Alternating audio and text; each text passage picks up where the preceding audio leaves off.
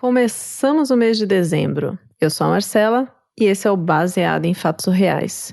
Aquele podcast que conta a sua história em primeira pessoa, de maneira anônima, com muita empatia, intimidade e leveza. Aqui cabe todo e qualquer tipo de história surreal que aconteceu com você, heroína. Porque aqui nesse podcast você vira a heroína da sua história. Se você quer fazer parte desse hall de heroínas maravilhosas, bfsurreais@gmail.com. Vamos pro caso surreal? Baseado em fatos surreais. Histórias de mulheres como nós, compartilhadas com empatia, intimidade e leveza. Onde o assunto é a vida e o detalhe surreal. A minha história é tão surreal que às vezes eu tenho a impressão de que nem foi real, sabe? É tipo, parece um sonho distante ou algum filme ruim que eu assisti, assim. Ai, é uma coisa meio esquisita. E até é difícil pra mim falar sobre isso, sabe? Porque em algum lugar ainda me machuca. Mas, por favor, não desiste de mim. Escuta até o final e me ajuda nesse processo de passar por essa experiência. Meu nome é Mariana, eu tenho quase 27 anos. E essa história aconteceu quando eu estava no segundo ano do ensino médio. Quando eu tinha uns 15, 16 anos. Nessa época eu trabalhava com os meus pais, sabe? E meu namorado também trabalhava com os meus pais. E ele era 3 anos mais velho do que eu, né? E a gente já tava namorando fazia tipo uns 2 anos, sei lá. Ou seja, acho que eu tava junto com ele desde os 13, quase 14, enfim. E eu era apaixonadíssima nele. Ai, o Franco. Nossa, como eu gostava dele. O namoro era lindo, tudo certo, gostoso. E era bastante adolescente, né? Afinal de contas, nós dois éramos jovens. Eu estudava na época num colégio particular pequenininho, assim, sabe? Que tinha uma classe por turma. E tinha poucas pessoas ainda, assim. Não era um colégio grande. Tipo, sei lá, era uma turma de 20, 25. E acabava que todo mundo da escola se conhecia. E eu entrei nesse colégio no primeiro ano do ensino médio, né? E na minha turma tinham outras 3 Marianas. Eram 4 Marianas da sala. Só que aí acabou o primeiro ano, 2 delas saíram, ficou eu e uma outra Mariana na sala. E eu brincava com os meus amigos, assim, que eu tava eliminando uma por uma, assim, pra acabar com a concorrência de nome. Tipo, brincadeira de adolescente, coisa boba, né? Enfim. Bom, em adolescente tudo é festa, né? A gente marcou um churrasco da turma. E eu levei meu namorado, óbvio, né? Então tava assim, todo mundo da sala, né? O que incluía os meus amigos e alguns que também não eram muito próximos, assim. E aí, churrasco de adolescente, bebida alcoólica barata. Óbvio que alguém passou da conta, né? Enfim. E aí, quem passou mal nesse dia foi o Zeca. Nossa, fez aquele estrago de vômito, deu show, foi um caos pra sossegar. E quem acabou cuidando dele no final das contas foi meu namorado Franco, porque afinal ele era, tipo, mais velho de todo mundo ali, né? E assim que o Zeca parou de vomitar, ele ficou deitado num banco, assim. E aí o Franco, meu namorado, e a outra Mariana ficaram ali conversando, fazendo companhia pra ele, né? E aí, depois disso, passou um tempo, o churrasco continuou normalmente, acabou o churrasco e vida que segue. Aí, nas férias do meio do ano, eu tava em casa, porque eu já tinha finalizado as minhas provas, eu tinha fechado as notas, então eu já tava de férias e tinha alguns amigos meus que ainda estavam no colégio, né? Porque tinham ficado de exame, tinham que fazer prova, enfim. E aí eles me ligaram, né? E perguntaram se podiam passar na minha casa depois que saíssem da escola, porque eles precisavam falar comigo. Nossa, nessa hora eu gelei. gelei.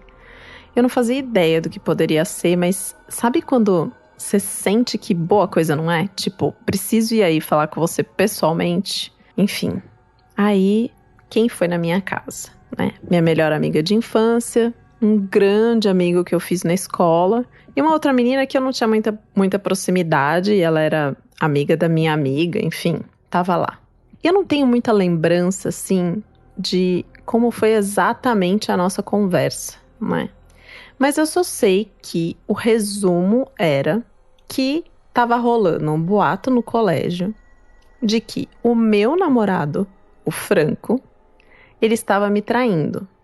E, se não bastasse, ele não só estava me traindo, como estava me traindo com quem? Com a outra Mariana. Nossa! Eu lembro da sensação, assim, do tipo, do mundo caindo em cima de mim naquele momento, sabe? Ele foi a primeira pessoa que eu beijei na minha vida. Tipo, a primeira pessoa que eu perdi minha virgindade, meu primeiro tudo, sabe? Meu namorado, tipo, meu primeiro amor, assim. Aquilo, ai, foi horrível. Eu fiquei muito mal, muito mal. Meus amigos ficaram comigo, me deram uma força e tal, mas eventualmente tiveram que ir embora pra casa, né? E naquele dia, eu chamei o Franco pra gente conversar, né? E aí ele passou em casa, depois que ele saiu do trabalho, né? E aí eu comecei a conversar com ele e contei o que tinha chegado aos meus ouvidos, né?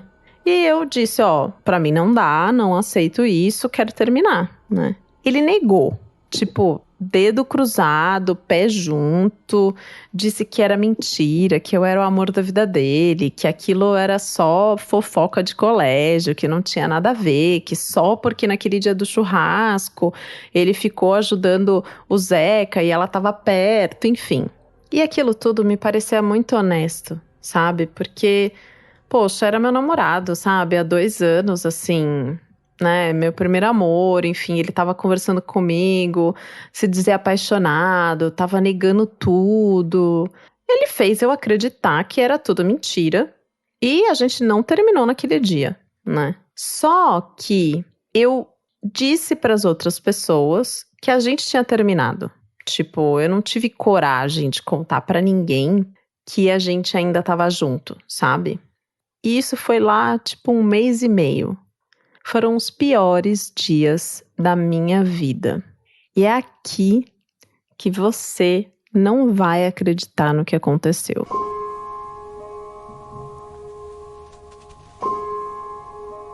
E tudo começou numa segunda-feira, quando eu cheguei em casa e fui ver o que o correio tinha entregue.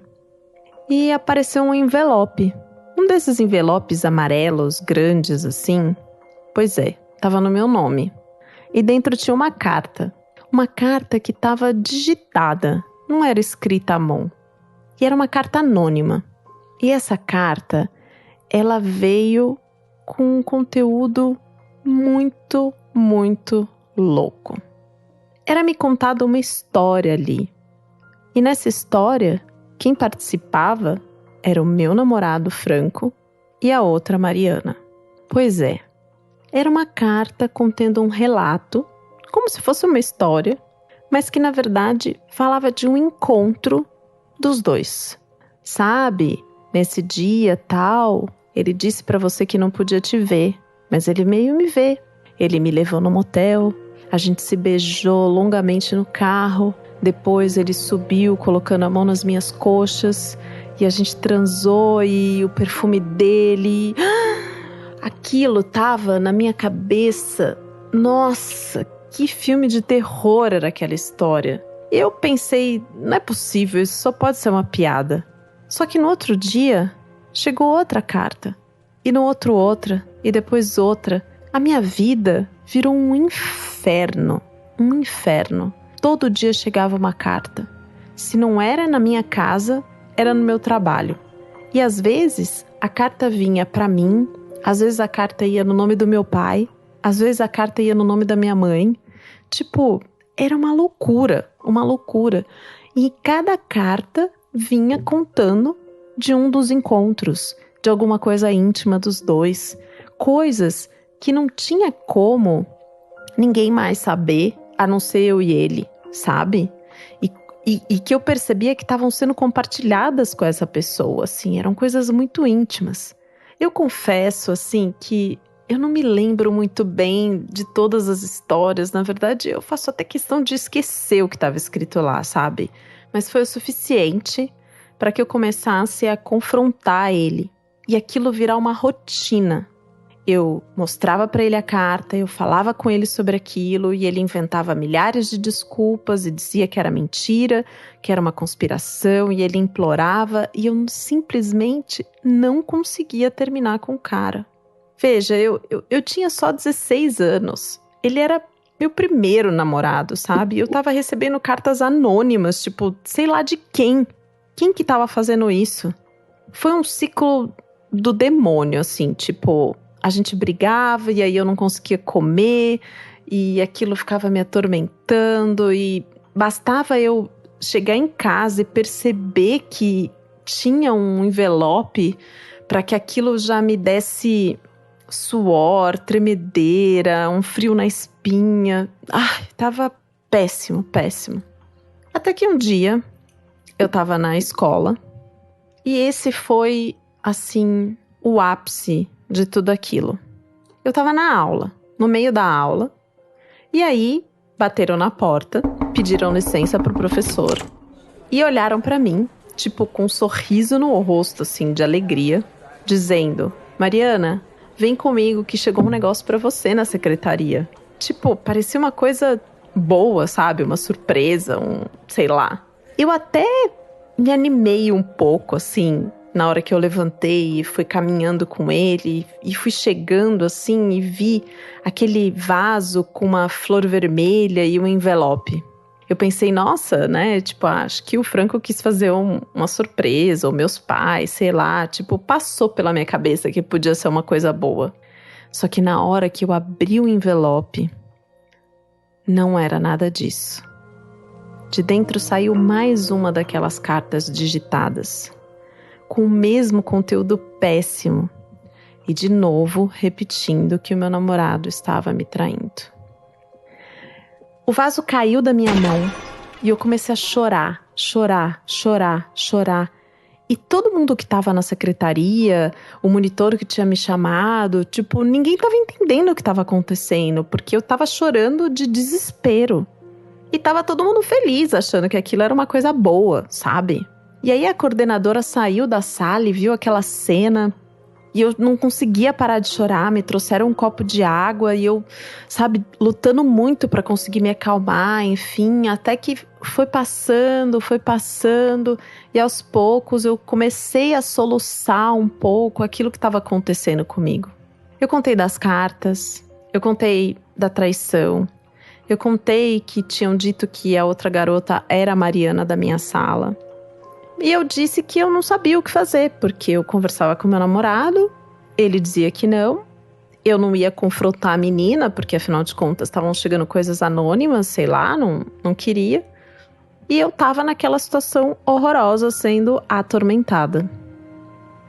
A coordenadora então teve a brilhante ideia de chamar a Mariana na sala.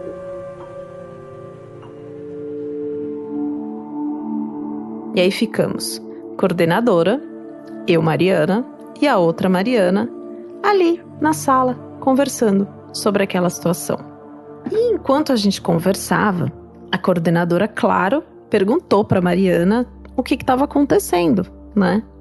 E a Mariana confirmou, ali, na minha frente, que ela estava sim saindo com meu namorado. Aquilo, em algum lugar dentro de mim, não era exatamente uma novidade, sabe? Tipo, porque eu sabia que aquilo estava acontecendo mesmo. Que ninguém ia ficar insistindo tanto nesse assunto só para me atormentar pelo simples prazer de ser cruel, sabe? Mas ainda no fundo tinha uma esperança de que não era. Então aquilo foi um jeito de que, putz, agora não dá mais para negar sobre isso. Foi muito dolorido. Muito, muito, muito. A Mariana assumiu que estava saindo com meu namorado. Mas ela não falou nada sobre as cartas. Não disse que era ela que estava mandando aquilo. Aí a coordenadora fez um discurso teve a brilhante ideia de falar pra gente se abraçar. E a coisa ficou, assim, insustentável. Eu saí muito arrasada daquela sala da coordenação. A gente voltou, assim, caminhando sem olhar uma na cara da outra, eu e a Mariana. Entramos na sala, tipo, todo mundo sem entender o que estava acontecendo, mas rolando aquele buchicho no fundo. E naquele dia eu fui pra casa tão mal, assim, que eu acho que ter chegado no fundo do poço me ajudou a colocar um ponto final com o Franco, sabe? E eu consegui terminar com ele. Não tinha mais como continuar com aquilo, né? Eu não tinha forças. E além de tudo, eu tinha muito medo de receber outra carta daquelas. No final, ele acabou continuando o trabalho na empresa dos meus pais, sabe? E eu tinha que ver o cara praticamente todos os dias. E foram meses muito difíceis. Tipo, muito difíceis. Com o tempo, eu fui me recuperando. E eu até comecei a namorar, sabe? Aquele amigo que foi contar sobre a fofoca nas férias lá em casa. Me deu uma força, sabe? Ele ficou super do meu lado, assim. E isso acabou aproximando a gente. Só que, mesmo assim, foi um processo super doloroso, sabe? O Franco ainda voltava e ficava pedindo, dizia que era mentira, que queria ficar comigo, que foi tudo invenção. Com o tempo eu fui criando força e aquilo não foi mais mexendo comigo. E eu consegui me libertar, assim, de toda a dor e todo o trauma que eu tinha passado. Hoje, contando isso pra você, quando eu me lembro, assim, de tudo que aconteceu, eu confesso que é aquela sensação mesmo, sabe? De quase algo de outra vida, o que aconteceu com outra pessoa. Tão surreal. E eu até hoje não sei quem foi que mandou aquelas cartas pra mim.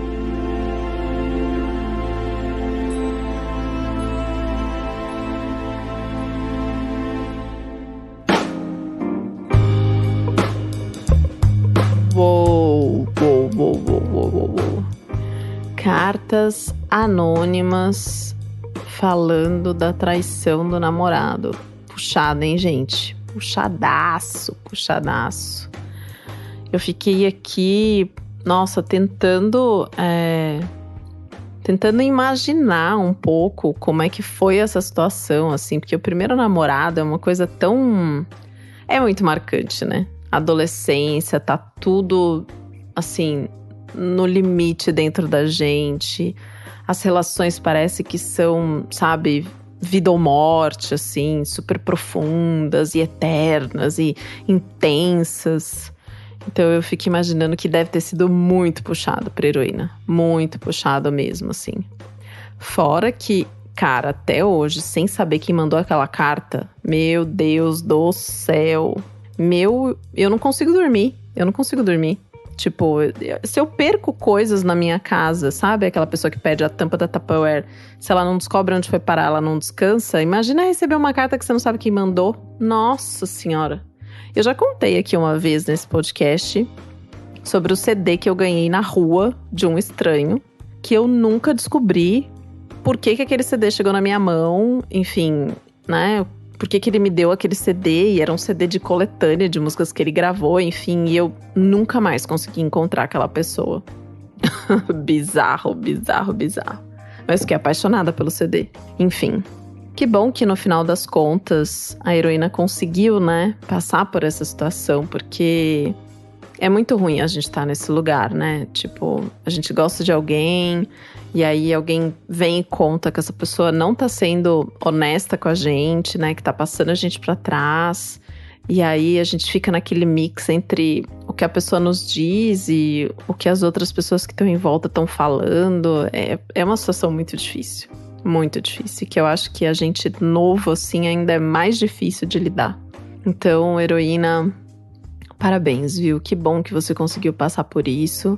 Que bom que você conseguiu contar a sua história. Eu sei que você disse que não conseguiu contar em áudio, né? Mas você pôde escrever e eu tenho certeza de que isso te ajudou de alguma maneira a elaborar isso ainda. hoje, né? O que ainda precisa, porque a gente tá sempre reelaborando as nossas histórias quando a gente tá contando, né? Quero fazer um convite para você que tá escutando Baseado em Fatos Reais, para fazer parte desse grupo de pessoas incríveis que contribuem com o Baseado em Fatos Surreais, entrando lá em bfsurreais.com.br/contribua e apoiando. Gente, R$7. R$7 para ajudar, R$7 para fazer parte dessa comunidade, ser coprodutor desse podcast. Não é incrível? Levar essas histórias dessas mulheres para frente? Eu acho maravilhoso. Então fica o convite, vem fazer parte desse grupo. E se você não pode contribuir financeiramente nesse momento, porque eu sei que isso acontece, você pode compartilhar esse episódio com alguém, você pode falar do Baseado em Fatos Reais para alguém, você pode ir nas plataformas onde você escuta, principalmente na Apple, e favoritar o programa, dar 5 estrelinhas, avaliar, dizer que você gosta muito, porque isso também ajuda a comunidade a crescer e o programa. E desde já quero agradecer você por isso e até o próximo caso surreal.